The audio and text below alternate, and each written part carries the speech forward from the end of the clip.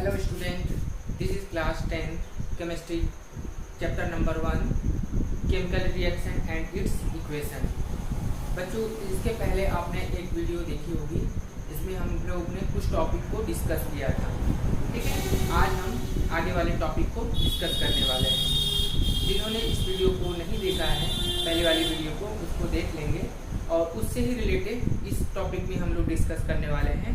कुछ ऐसे टॉपिक हैं कि उसको डिस्कस करना पड़ेगा और हम उसको डिस्कस करेंगे। ठीक है, स्लाइडली सब बारी बारी सारे टॉपिक को देखेंगे, बाकी बाद में हम उसको डीप में पढ़ेंगे। ठीक है, तो पहले देख लेते हैं कौन सा टॉपिक हम लोग डिस्कस करने वाले हैं आज।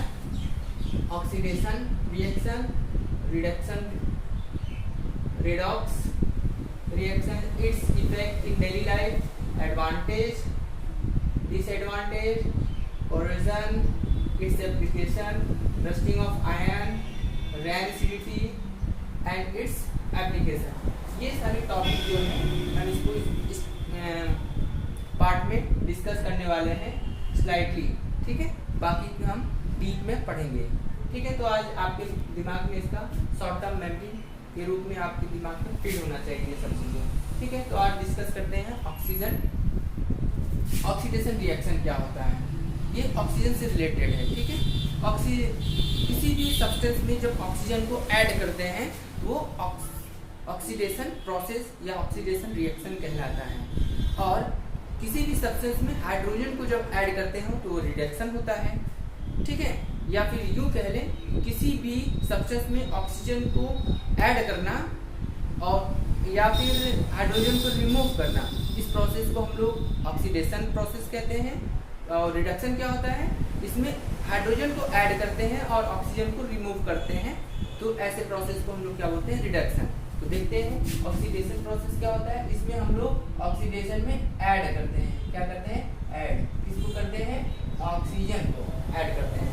जैसे कार्बन में जब हम ऑक्सीजन को ऐड करेंगे तो हमें कार्बन डाइऑक्साइड दिखता है। उसी प्रकार से when sulphur is added with oxygen form करेगा ये सल्फर डाइऑक्साइड। ठीक है, ये ऑक्सीडेशन रिएक्शन कहलाएगा। अब हम रिडक्शन देख लेते हैं। रिडक्शन रिएक्शन क्या होता है, इसमें क्या होता है, addition of hydrogen. Addition of hydrogen, जब when chlorine is added with react with hydrogen then form it, क्या बनाएगा ये, 2HCl, ये आपका हाइड्रोक्लोराइड एसिड बनाएगा। ठीक है, और एक और एग्जांपल देख लेते हैं। जब वेजिटेबल ऑयल में हम हाइड्रोजन को जब ऐड करते हैं तो वो क्या बनाएगा, वेजिटेबल घी बनाता है। वेजिटेबल घी। ठीक है बच्चों, याद रखना, जब भी वेजिटेबल ऑयल में, किसी भी वेजिटेबल ऑयल में हम हाइड्रोजन को ऐड करते हैं तो हमें क्या देगा, वेजिटेबल घी। जैसे आप देख रहे हैं बहुत सारे, इसके पहले देखते होंगे कि वनस्पति घी, ठीक है, डालडा हुआ करता था, बहुत सारे घी आपके मार्केट में उपलब्ध हुआ करते थे। तो वो कैसे बनते थे, वो रिडक्शन प्रोसेस से बनते थे। मीन्स वेजिटेबल ऑयल में हाइड्रोजन को ऐड करते थे, वो हमें वेजिटेबल घी मिल जाता था। ठीक है, अब देखेंगे रेडॉक्स रिएक्शन क्या होता है। ठीक है, स्लाइडली सबको देखेंगे हम लोग। ठीक है, इसके बाद में डीप में पढ़ेंगे हम लोग रेडॉक्स रिएक्शन क्या होता है। ये बेटा साइमल्टेनियस रिएक्शन है, मीन्स दोनों रिएक्शन साथ में होता है, ऑक्सीडेशन भी साथ में होता है और रिडक्शन भी होता है। तो ऐसे रिएक्शन को हम लोग रेडॉक्स बोलते हैं। एक तरफ ऑक्सीडेशन भी होगा और दूसरी तरफ रिडक्शन भी प्रोसेस चालू रहेगा, दोनों साथ में ही होगा। ऐसे रिएक्शन को हम लोग रेडॉक्स बोलते हैं। For example, when copper oxide is react with hydrogen then give copper plus hydrogen. अब यहाँ पे देख रहे हैं ये कॉपर ऑक्साइड है, क्या है, कॉपर ऑक्साइड, और ये हाइड्रोजन है। और जब हम इसको रिएक्ट करा दिए तो यहाँ पे देख रहे हैं ये पूरा का पूरा ये कॉपर एलिमेंट है। कॉपर एलिमेंट है और ये आपका वाटर है। अब ये अलग है। अब यहाँ पे देख रहे हैं इस कंपाउंड में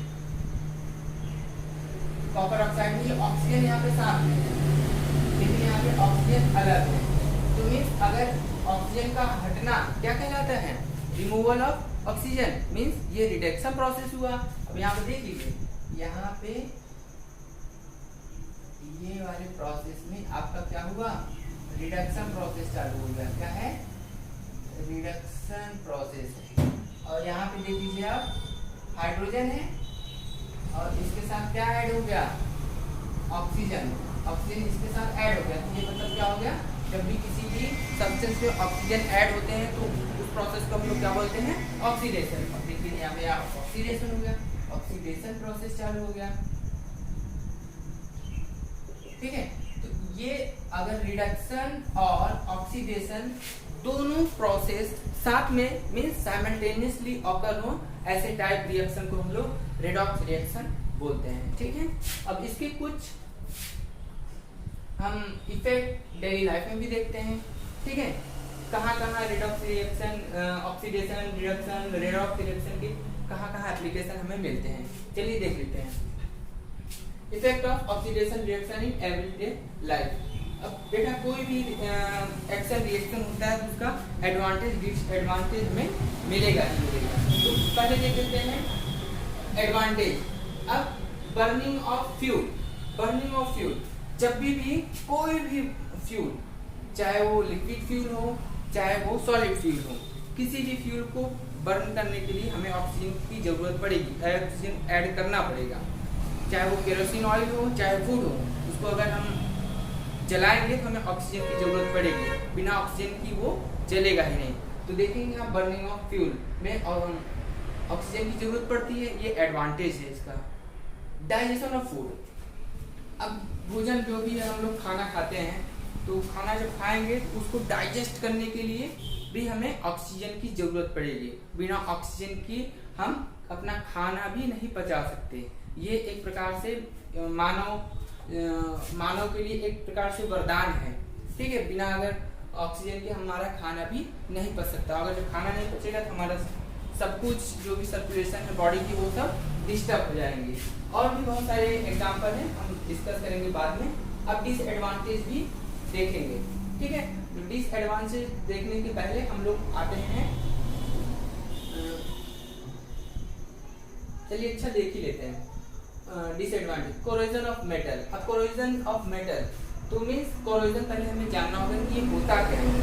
आप जानते होंगे जनरली जितने भी मेटल हमारे एटमॉस्फेयर में हैं और वो एयर और वाटर के जब कांटेक्ट में आते हैं तो उनका क्या होता है? शाइनिंग या फिर उसका सरफेस क्या होता है? रफ हो जाता है। तो ये और उसकी स्ट्रेंथ जो होती है वो भी कमजोर पड़ने लगती है, या फिर ये कह सकते हैं कि धीरे धीरे वो नष्ट होने लगता है। Means slow eating up of substance और metal is known as corrosion. ठीक है, धीरे धीरे वो क्या होते हैं? नष्ट होने लगते हैं। तो आप देखेंगे बहुत सारे एग्जांपल हैं, जैसे आप देखेंगे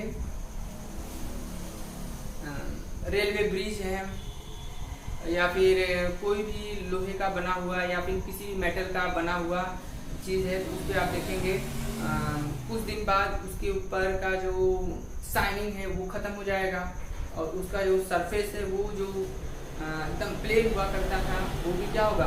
रफ हो जाएगा। और जब ये प्रोसेस दोनों लग जाएंगे तो उसकी स्ट्रेंथ भी जो होगी, लाइफ होगी, वो कम हो जाएगी। ठीक है, आपने देखा होगा कॉपर का कोई भी सब्सटेंस ले लीजिए, कॉपर का कोई भी सब्सटेंस ले लीजिए, उसके अंदर क्या होता है? डार्क रेडिश चमक होती है, उसकी लस्टर होती है। लेकिन कुछ दिन बाद जैसे ही वाटर और एयर के कांटेक्ट में आते हैं, फिर धीरे धीरे उसकी चमक और उसकी सरफेस जो होती है वो क्या होता है? रफ हो जाता है। और देखेंगे उसकी जो कलर होते हैं वो ग्रीनिश हो जाती है। कैसा होता है? वो डार्क रेडिश कलर का हुआ करेगा, लेकिन जैसे ही ये कोरोजन प्रोसेस चालू होगा उसकी कलर जो होती है ग्रीनिश में बदल जाती है। तो ये सब एग्जांपल हैं। एक और एग्जांपल देख लीजिए आप, सिल्वर आर्टिकल। जब भी चांदी का कोई सामान आप देखे होंगे तो स्टार्टिंग में वो उसकी जो चमक होती है एकदम वाइट, एकदम शाइनिंग होती है। फिर धीरे धीरे वाटर और एयर के कांटेक्ट में आते आते उसका क्या होता है, चमक और सरफेस जो होता है वो रफ होने लगता है और चमक एकदम कम हो जाता है, और उसकी जो कलर होती है वो एकदम ब्लैक होने लगता है, ब्लैक कोटेड हो जाता है। ठीक है, तो ये सब कोरोजन के एग्जाम्पल हैं। ठीक है, एप्लीकेशन है। आगे और भी इसके बारे में डिटेल हम पढ़ेंगे। ठीक है, तो कोरोजन ऑफ मेटल आपने समझ लिया कि आप ये क्या होता है। ठीक है, अब इसकी एप्लीकेशन भी आप लोग ने देख लिया कि ये कहाँ कहाँ कैसे कैसे ऑपरेट करता है। ठीक है, अब रस्टिंग ऑफ आयरन हम लोग देखेंगे। रस्टिंग ऑफ आयरन ये भी एक प्रकार का प्रोसेस है। ठीक है, ये आयरन के ऊपर ये प्रोसेस होता है।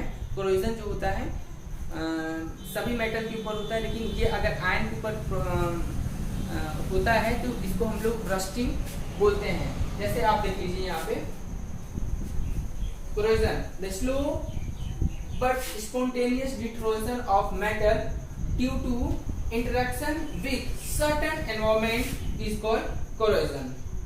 For example, rusting of iron is a particular case of corrosion, and rusting mainly consists of hydrated ferric oxide. ये rusting कैसे होता है, hydrated ferric oxide and formed by combined action of air.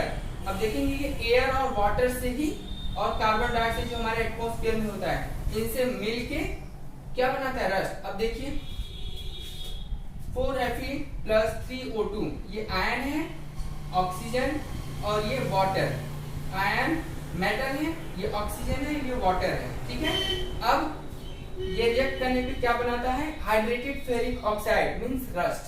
Hydrated ferric oxide ये rust बनाता है। ठीक है, तो ये हमारा रस्टिंग प्रोसेस है। और जब भी देखेंगे आयरन सब्सटेंस एटमॉस्फेयर में कहीं भी होगा और वाटर और एयर के टच में होगा तो कुछ दिन बाद देखेंगे उसके ऊपर डार्क रेडिश सब्सटेंस रहेंगे, और उसको जब धीरे धीरे हम लोग उसको निकालने में देखेंगे उसका सरफेस जो होगा रफ हो जाएगा और उसके ऊपर रेडिश ब्राउनिश कुछ सब्सटेंस मिलेंगे, वो क्या कहलाएगा, रस्ट कहलाएगा।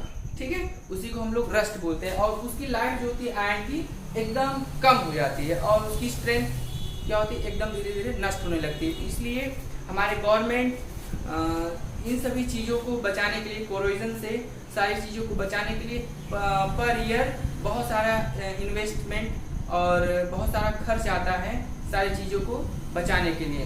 रेलवे ब्रिज वगैरह होता है तो उसको पेंटिंग, ऑयलिंग, ग्रीसिंग बहुत सारे प्रोसेस होते हैं, उनको हम बचा तो सकते नहीं लेकिन उनकी लाइफ बढ़ा।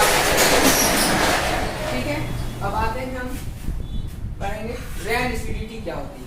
अब रेन एसिडिटी कोरोजन जैसा ही प्रोसेस है, बट ये हम जो इडेबल सब्सटेंस होता है उसके ऊपर ये होता है। जैसे जो भी ऑयली चीजें हम लोग खाते हैं, तो जैसे चिप्स हो गए, पापड़ हो गए। ठीक है, अब उसको बाहर निकालें तो 2-3 हम आराम से खा सकते हैं, लेकिन इसके बाद देखेंगे उसके अंदर अनप्लीजेंट स्मेल और टेस्ट हो जाता है, उसके बाद हम खा नहीं सकते। ऐसा क्यों होता है? ऐसा इसलिए होता है, हमारे एटमॉस्फेयर में एयर होता है और एयर में आप जानते हैं कि वाटर होता है। अब जब उसके कांटेक्ट में आते हैं तो वो धीरे धीरे धीरे क्या करने लगते हैं, ऑक्साइड मींस ऑक्सीडेशन प्रोसेस चालू हो जाता है और उसका ऑक्सीडेशन प्रोसेस से उसकी जो स्मेल और टेस्ट होता है वो स्पॉइल हो जाता है। आपने डिसएडवांटेज को देखा ही होगा। ठीक है, अब फिर वो नष्ट होने लगते, वो खाने योग्य नहीं होता। लेकिन आप हमसे ये भी कहेंगे कि सर जो ऑयली चीज होता है जैसे काका चिप्स हो गए, टेढ़े मेढ़े हो गए, बहुत सारी चीज़ें मार्केट में उपलब्ध हैं, वो पैकेट के पैकेट होते हैं, वो महीने 2 महीने 3 महीने चलते रहते हैं, वो खराब नहीं होते हैं। आपने तो कहा 1 हफ्ते में खराब हो जाते हैं, वो भी ऑयल में होते हैं। बेटा ऐसा इसमें ये होता है, उस पैकेट के अंदर एंटीऑक्सीडेंट एयर भरा जाता है, गैस। अब एंटीऑक्सीडेंट गैस क्या होता है, वो नाइट्रोजन होता है। पैकेट के अंदर आप देखेंगे 10 ठो या 15 ठो चिप्स होंगे और उसके बाद पैकेट को खूब बलून जैसा फुला होता है। क्यों? उसके अंदर नाइट्रोजन गैस भर देते हैं ताकि वो एटमॉस्फेयर में जो ऑक्सीजन है उससे क्या रिएक्शन न कर पाए। लेकिन उसकी भी एक वैलिडिटी होती है, जो नाइट्रोजन के अंदर पैकेट के अंदर भरा होता है उसकी भी एक क्षमता होती है कि इतने दिन तक ही बचा सकता है। तो उस पर आप देखे होंगे लिखा होता है पैकेट पे कि मैन्युफैक्चर डेट से 5 महीने 6 महीने तक, उसके बाद फिर वो एक्सपायर हो जाता है। ठीक है, तो हम किसी चीज़ को 100% बचा नहीं सकते, लेकिन उसकी लाइफ को थोड़ा बढ़ा सकते हैं ये सब चीज़ें करके। ठीक है, ये हमारा रेन एसिडिटी ऑफ फूड था। समझ गए ना रेन एसिडिटी? इसके पहले आपने रेन एसिडिटी पढ़ा होगा, अब रेन एसिडिटी ऑफ फूड हम लोग समझ गए कि ये रेन एसिडिटी ऑफ फूड क्या होता है, कैसे हम ऑयली चीज़ों को बचाते हैं एटमॉस्फेरिक एयर से और वाटर से। ठीक है, अब हम लोग इसका एप्लीकेशन भी देख लिए हैं। अब इसको आराम से इसको पढ़ लीजिएगा, जो भी कहीं दिक्कत होगी आपको पूछिएगा। ठीक है, बाकी चीजें हम एक्सरसाइज वगैरह नेक्स्ट टॉपिक में डिस्कस करेंगे। ठीक है, जो भी दिक्कत हो आप पूछिएगा। Okay children, thank you.